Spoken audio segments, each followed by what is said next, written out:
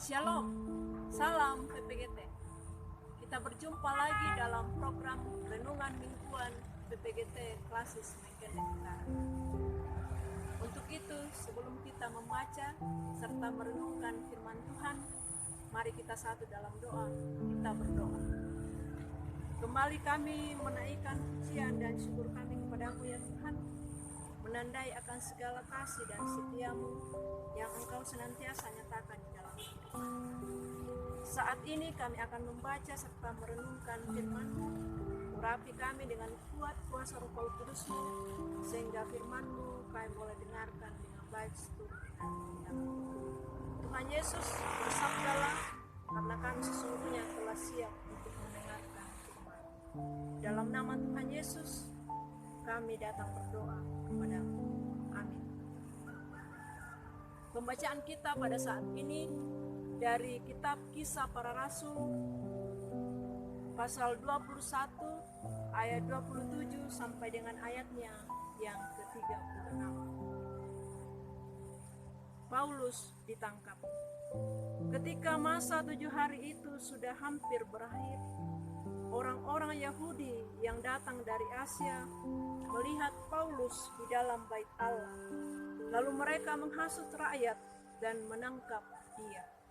Sambil berteriak, "Hai orang-orang Israel, tolong!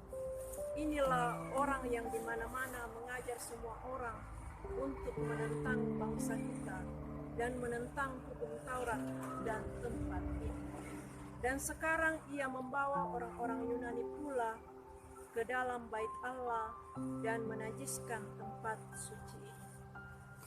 Sebab mereka telah melihat Trofimus dari Efesus sebelumnya bersama-sama dengan Paulus di kota, dan mereka menyangka bahwa Paulus telah membawa dia ke dalam bait Allah.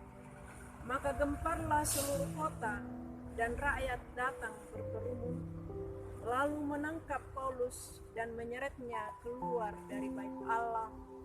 Dan seketika itu juga semua pintu gerbang bait Allah itu ditutup. Sementara mereka merencanakan untuk membunuh dia, sampailah kabar kepada kepala pasukan bahwa seluruh Yerusalem gempar. Kepala pasukan itu segera bergerak dengan prajurit-prajurit dan perwira-perwira dan maju mendapatkan orang banyak itu. Ketika mereka melihat dia dan prajurit-prajurit itu, berhentilah mereka memukul Paulus. Kepala pasukan itu mendekati Paulus, menangkapnya dan menyuruh mengikat dia dengan 2 rantai. Lalu bertanya, siapakah dia dan apakah yang telah diperbuatnya? Tetapi dari antara orang banyak itu, ada yang meneriakkan kepadanya ini, ada pula yang meneriakkan itu. Dan oleh karena keributan itu, ia tidak dapat mengetahui apakah yang sebenarnya terjadi. Sebab itu ia menyuruh membawa Paulus ke markas. Ketika sampai ke tangga, Paulus terpaksa didukung prajurit-prajurit karena berdesak-desaknya orang banyak yang berbondong-bondong mengikuti dia sambil berteriak, "Enyakallah dia." Amin. Tema renungan kita pada saat ini, provokator Tom Apasiroso batu Tom Apasirari. Provokator adalah istilah yang digunakan untuk orang-orang yang membangkitkan kemarahan massa, yang bertindak menghasut dan memancing emosi orang lain. Mereka suka mengadu domba, memfitnah untuk kepentingan pribadinya. Provokator tidak hanya ditemukan pada zaman ini, tetapi jauh sebelumnya sudah ada, termasuk tercatat dalam Alkitab. Bacaan kita pada saat ini memperlihatkan bagaimana cara kerja provokator yang dalam hal ini dilakoni orang Yahudi. Mereka menghasut orang untuk membenci Paulus dengan melemparkan isu yang provokatif bahwa Paulus mengajarkan ajaran yang menentang hukum Musa dan rumah Tuhan, dan Paulus membawa bukan orang Israel ke dalam rumah Tuhan. Rupanya tindakan provokator berhasil menyulut emosi massa. Akibatnya kota menjadi kacau balau. Paulus ditangkap dan diseret untuk diperhadapkan kepada pengadilan. Massa menyerukan untuk membunuh Paulus. Tindakan provokator mengancam kehidupan Paulus, tetapi Paulus tetap tenang. Bahkan dalam perikop selanjutnya, Paulus justru memohon izin untuk berbicara, menyatakan kesaksiannya. Paulus tetap tenang karena ia meyakini kuasa Tuhan melampaui kehebatan para provokator.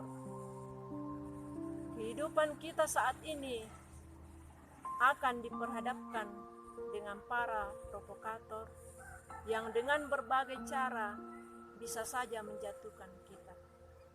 Namun Paulus mengajari kita melihat dengan cara yang berbeda, bukan dengan cara manusia, melainkan dengan cara Tuhan. Karena hanya dengan cara Tuhan kita tidak akan gentar. Kita tetap tenang menghadapi provokator zaman sekarang.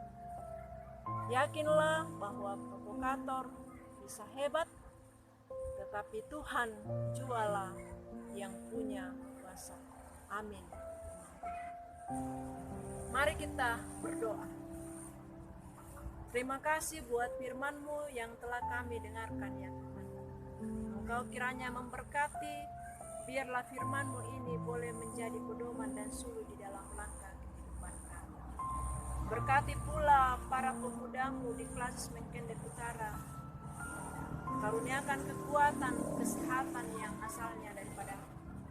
Terlebih bagi para pengurus, biarlah program yang telah diprogramkan boleh terlaksana seturut dengan kehendak. Berkati kehidupan kami selanjutnya, biarlah kehidupan kami boleh kami jalani seturut dengan kehendak. Dalam nama Tuhan Yesus, kami datang berdoa kepadamu. Amin. Demikian renungan mingguan PPGT Klasis Menkendek Utara. Salam PPGT, jayalah!